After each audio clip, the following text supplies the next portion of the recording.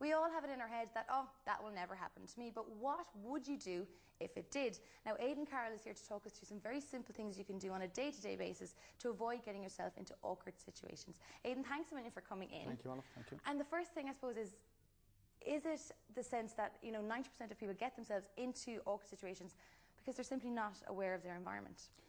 Yes, this is very true, Oliver. We see this a lot when people come into the classes. I would say, well, the vast majority of people that will come into our classes would be situationally unaware. They'd be switched off, if you like. So we see this a lot, and that's kind of the bedrock of what we teach. Before we get into any defensive tactics, we teach this, how to be situationally aware, because obviously that must be the first thing we've got to teach, because if somebody has their hands on you, maybe has a choke or a strangle, and obviously it's gone too far at that stage. So yes, situational awareness is massive. There will be precursors of, there will be signals before an attack, and if we're situationally aware, we'll pick these up. But obviously if we're switched off, we won't. And what would they be? Like, what would be the triggers? There's very common ones. First of all of what we do is we start off with the basic common ones. If somebody has bad intention, they want to attack you, they have to close the space down. There'll generally be, with the distance closed down, there'll generally be brain engaging dialogue. So they'll be asking some type of question, some type of rules, if you like, to engage your brain while they're initiating their attack, if you like. Because a lot of people would say to us, these guys came out of nowhere, it all happened in a second. But that's generally not the case, Olive. What we'll find is there will be some type of stalking going on, maybe 5 minutes, 10 minutes, maybe a couple of days, depending on the attack. But there will be signals, brain engaging dialogue, have you got the right time, have you got a cigarette, and so on. And as you're thinking about this, the attack can happen. So we advise people to politely decline, never stop and talk, politely decline and move off. And this is not paranoia, as we were briefly talking about earlier, Olive. This is not paranoia. This is what I call an environmental seatbelt, if you like. You put your seatbelt on, get in the car, Olive. That's not being paranoid. That's just common sense. Okay. And then as well, are there little things, because I've heard myself, walk with confidence, sure. Have your keys in your hand, don't be fumbling at your door. Yeah. Those little things that can kind of help you out in those situations. But are there little things that you can do that would make somebody think, okay, well, I won't approach her, yeah. I'll approach the person who's, fumbling their bag or, on the phone or listening to their iPod. Very much so, and we all give out energies, don't we? So the body language signals will be given out all the time. And as much as we don't like to admit it, we are judging books by the cover, so we're assessing a situation. We will analyse the situation in seconds, Olive. We all do that. So, there are certain things we can do, holding our confident posture, walking tall, walking in a confident but not cocky way, if you like. There's a difference. There is a difference.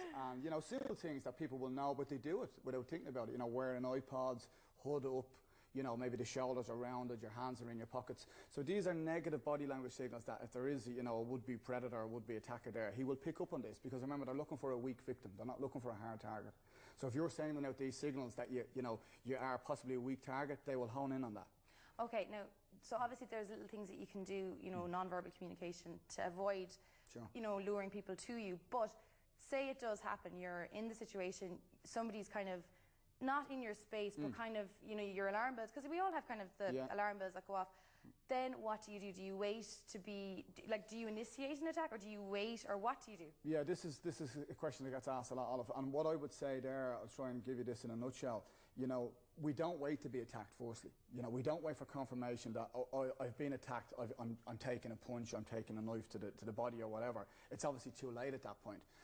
And we all have a survival signal in us, Olive, and that's intuition. And you will know, all your viewers will notice that something's not right here. You get that gut feeling. You get this gut feeling. That gut feeling that you've just talked about, that's intuition. And a lot of us fail to listen to that, and that is one of our main survival signals. So we never wait to be attacked. Generally people will feel, there's something not right here. This guy's closing the space down, he's taking the aggression level up. A lot of us will wait for confirmation that we're being attacked. So what I teach is preemption. We never wait to be attacked. So if I have the honest belief I'm going to be attacked, I will preempt. Okay, and so then what should you do? So generally what we do is we control the space. We control the space with what we call a fence. F-E-N-C-E. This is basically talking with our hands, and it's done in a non-aggressive way.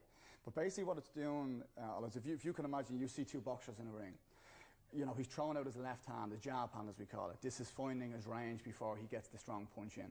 We're doing the very same thing when we're talking with our hands, but it's done in a very, non-aggressive, polite way, if you want to say, submissive way almost. But all the time I'm protecting my space by doing that, because if I'm talking like I am here, with my hands. Yeah, as opposed to do, oh, okay, exactly, right, yeah. Because you don't want your hands down on it, because obviously they can attack, they can put a choke on. But if I'm from here, I can act from here. I'm going to be quicker from here. So this is something we drill every time.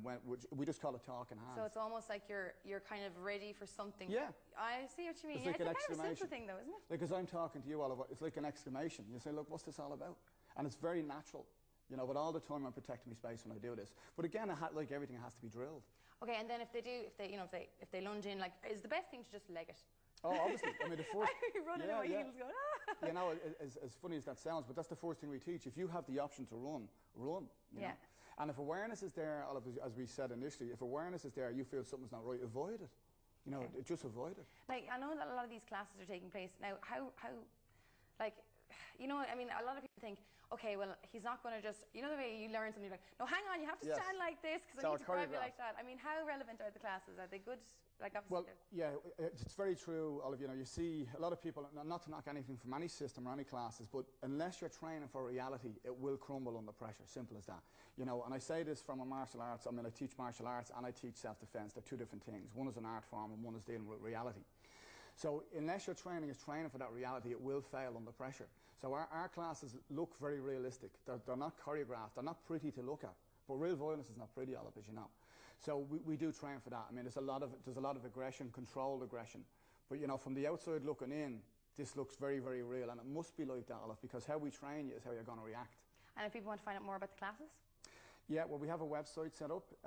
It's Hard Target. It's www.hardtargetselfdefense.com. And we've a lot of stuff going on over the next few months, so there's a lot of information there for people. Okay, well, listen, thanks so much for coming in. And they're really simple things that you can help yourself to avoid the situation. So it's really interesting. There's lots of stuff there, yeah.